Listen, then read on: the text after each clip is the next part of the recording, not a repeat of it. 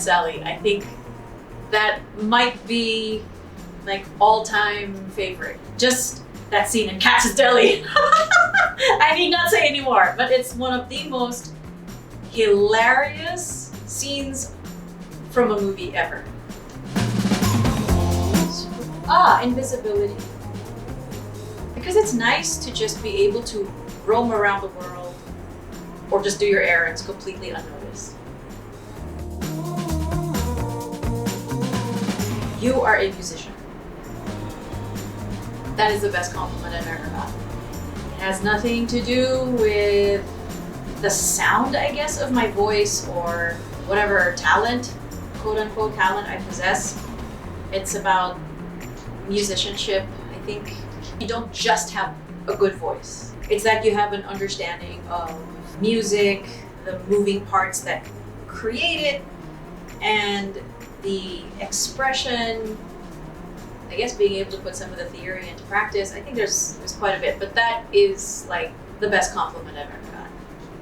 Something that I've always wanted to try, but was too scared. I don't know. I've tried skiing. We all know how that turned out. Never again. Make sure you fully develop a sense of humor. Because life is really funny.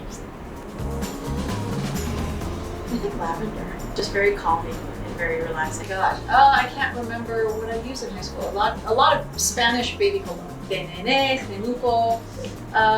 That was the kind of stuff that I remember a lot of the girls wearing at the time, but the guys were starting to explore the manly colognes. So I think whenever I smell like a particular brand of men's cologne, things like Dracar Noir, things like Purus, that kind of stuff, that has imprinted itself in my mind as my friends are grown up. What would I consider time? Oh yeah, when a game console is on, just basically leave me alone. That's it. Oh, right now I'm playing Assassin's Creed Valhalla. I mean, I do like getting manicures and pedicures. I do like that. I love getting a massage. That kind of stuff is what I would consider me time. Or if I spend time with my best friends. Trevor Noah's book, Born a Crime. I will recommend that to anybody that's looking for something to read. A lot of the topics that he does talk about, growing up in South Africa, growing up in apartheid, growing up a mixed race human when that was looked down upon, or whatever privileges he enjoyed because he was mixed, or how society saw him. It was just very interesting to read. Some parts of it made me cry, some parts of it made me laugh out loud, and it's a book I would absolutely read again. It's just so good. I think a lot of the stuff that was played in my childhood were the Osmonds, Olivia Newton-John. Like, hers was really a voice that, filled my head and my ears when I was growing up, and the Carpenters. It kind of shows what my musical influences are. It was artists that didn't only sound great, but they also placed importance on lyric and storytelling. Honestly, Love You is one of the most popular ones. But then there was also Suddenly that she sang with Cliff Richard, and Have You Ever Been Mellow, which might have been one of the first songs I ever learned to sing. That my cousin who would babysit would teach that to me. Have you ever been mellow? There. Have you ever tried? That one.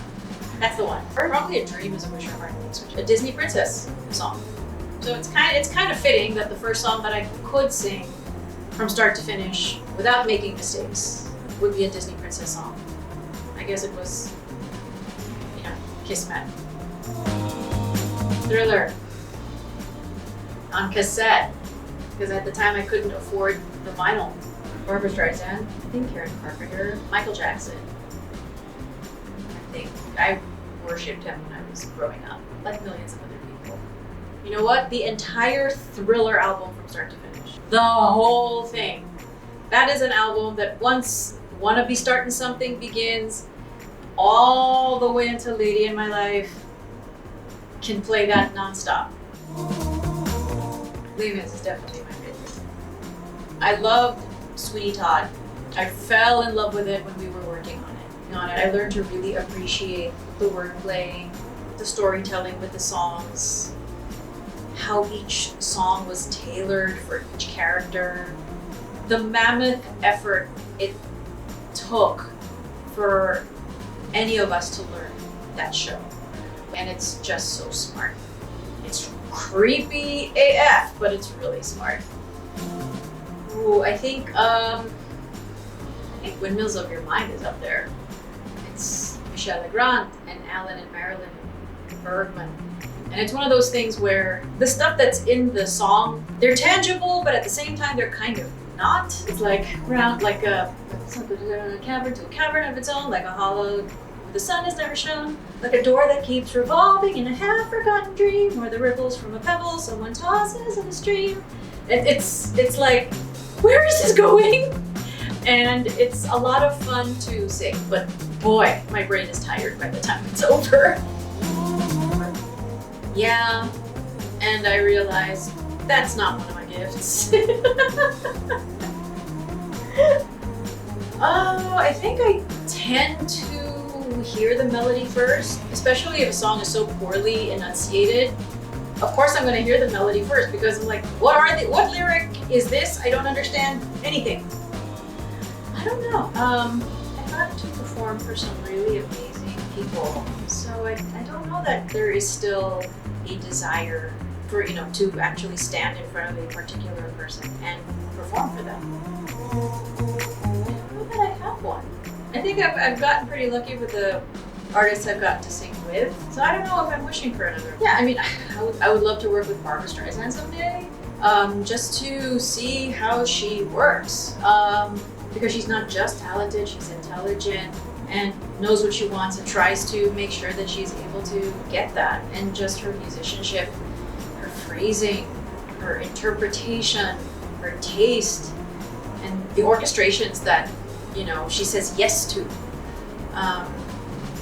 the music choices of the stuff that she's recorded or the stuff that she's performed. And she's such a master storyteller. So all of that, I want to be in that room with her when all this is happening. Usually pretty unfazed when I'm performing because of the amount of preparation that goes into the show. I mean, there was one performance of Allegiance where Bernadette Peters, Audra McDonald, Joel Grey happened to be there. So there were so many Tony Award winners that happened to be in the theater on that same night. And normally it would make any theater performer a little nervous with these giants in the audience. But, then I think to myself, well, I have a Tony, so I'm not that different. I have. And this is what makes teleprompters so valuable. And I mean, I'm spoiled, obviously, when I do concerts because I always have prompters. But in a musical, obviously, we can have those. And you rehearse for so long anyway, it's fine. There are current favorites, like on the last tour, one song that I really look forward to every single night would be For Forever, Dear Evan Hansen. There was definitely a beginning, and then here comes all of this narrative, and then there's an ending, and it's nice to follow that story. I just like getting into a song that tells a clear story. And so I sang it for 27 times on tour in the US, 9 times in the UK, so a total of 36 public performances with that song, plus rehearsals. So it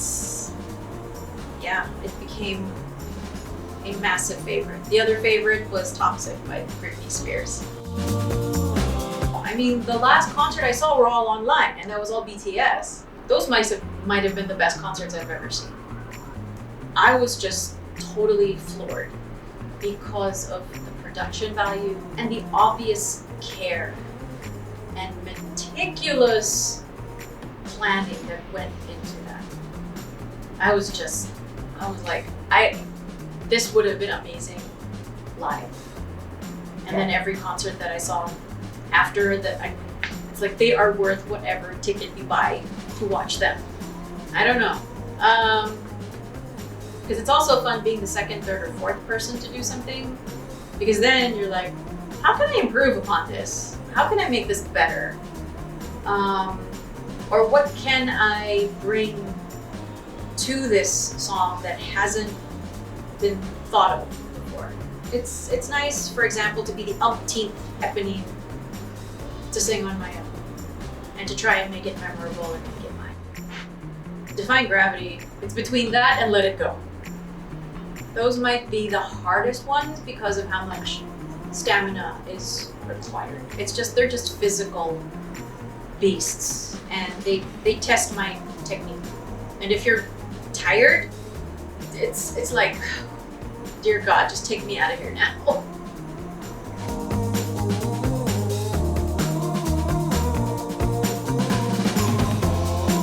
Give My Life for You, On My Own, A Whole New World. Those are the songs I think I sing the most. I can't say that I get tired of the songs that I sing, only because as I get older and as I, kind of just live my life, there's something there that will inform how I sing a particular song. So there's always something new or different to infuse a song with. So I guess in that way it makes, even the old songs interesting. When I first left to do Miss Saigon, a lot of people saw it as a huge opportunity, and it's like, yeah, it's a go, do it. It's once in a lifetime, yada, yada, yada.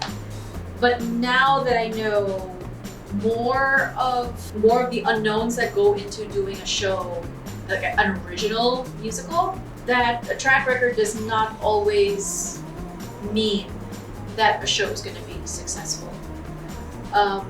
Just because such and such wrote the music doesn't always mean anything.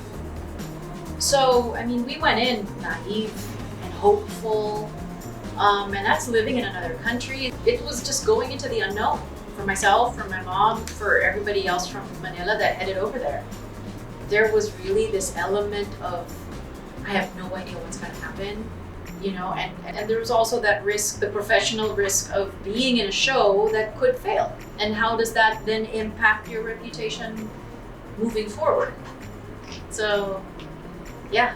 So that might have been the biggest risk, but boy, the rewards were huge. So it was absolutely worth doing. Celeste Legaspi called my mother to tell her about these auditions that were happening. Of course, my mom was skeptical. And she immediately thought, these guys might just take advantage of my daughter and then disappear and whatever. And Celeste reassured her repeatedly that that was not the case. And they were going all around the world looking for somebody to play this character. And that person ended up being me. The first audition day, I think I came from school, and it wasn't even filmed. That first audition day wasn't filmed. So I went, I sang, and then I got called back. What people are seeing on YouTube was the callback.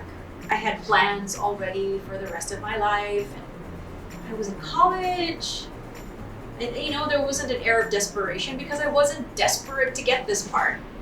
For me, it was like, well, this will be a good experience to audition for them. If I get it, great. If I don't get it, also great. Didn't matter either way for me. I had no idea that that's what their faces looked like. I was focused on what I needed to do. Like, I have to learn this song, I'm going to sing this song, and shut out everything else. She's on YouTube and she finds stuff. I don't know if she's ever seen it, or if she I don't really want to see my mom doing anything. It's weird, I think, for her watching me. The whole tour, she watched one show. Royal Albert Hall. That's the only one she wanted to see. Everything else, she stayed in the dressing room or stayed in the doesn't really care. Probably as a teenager. I was already in show business, and show business and puberty don't always combine nicely. And I remember because of hairspray, hair product, I would get some acne. And just being a hormonal teenager, acne will happen. So I think that's when I started becoming a little more self-conscious. That's when I think I was more aware that I needed to really take care of my skin, you know. There's really not much. I mean, I do my facial cleansing when I'm in the shower. I shower before I go to bed. Because it's nice to go into bed when you're like completely clean. And it's less messy when I cleanse my face as part of my shower. And then it's that, what is that, gold serum from Repechage. So there's that.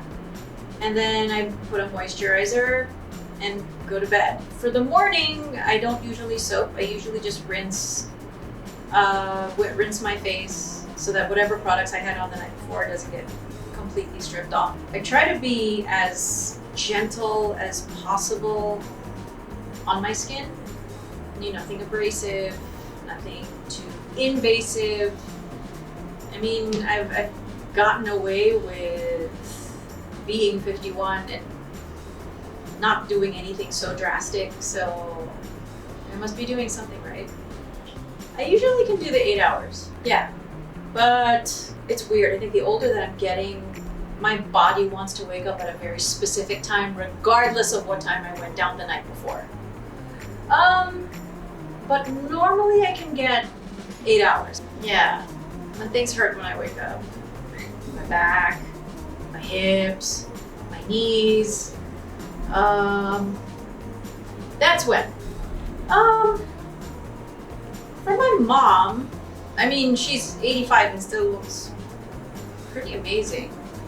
She doesn't really soap her face a lot. Yeah, so that whatever natural oils her skin produces, it stays on her face. It's not stripped off. So she doesn't use a lot of soap. So I figured, well, if you look that good, you must be doing something right. Oh, well, in her case, she has eczema. So her skincare routine is very, very different. So she has eczema, and then she's a hormonal teenager. So that, manifests in acne breakouts. But lately her skin's been looking really good.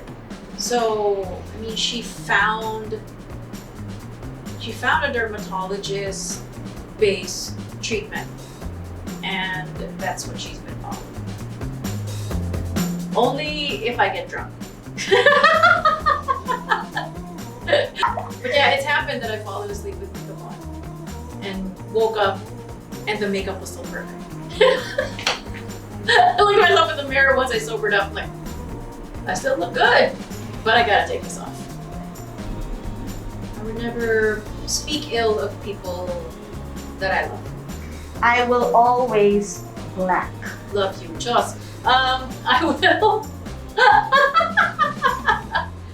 I will always be ready with a compliment for someone who deserves it. Change. It was when I learned how to drive. It was when I had to drive myself to work.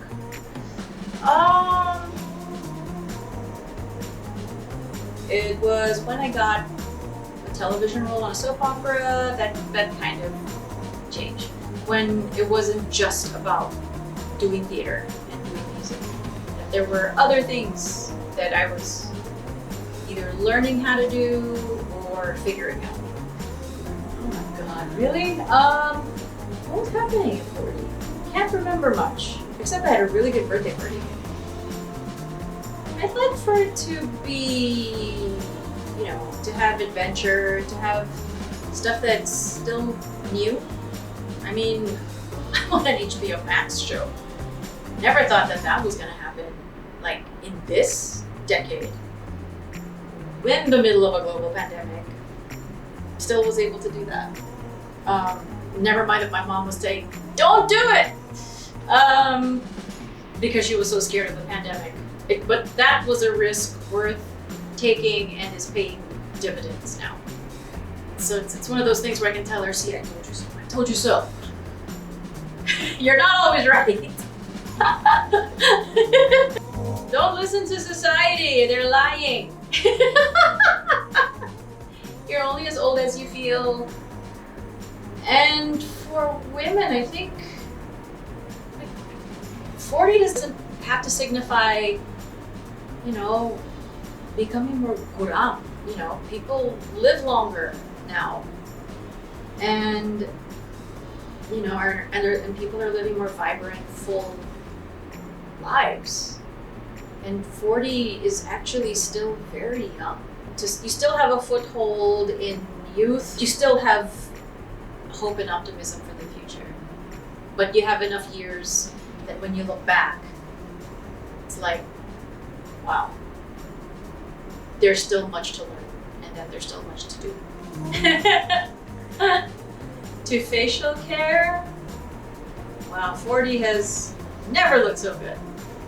And thank you for making a lot of Filipino men and women look great. Baby, you're a firework. Come and show them what you're worth. Make them go as you shoot up to the sky. I'm sure I'm getting some of the lyrics wrong, but that's what I think of. I am a Gen X baby, but Generation Facial Care, forever.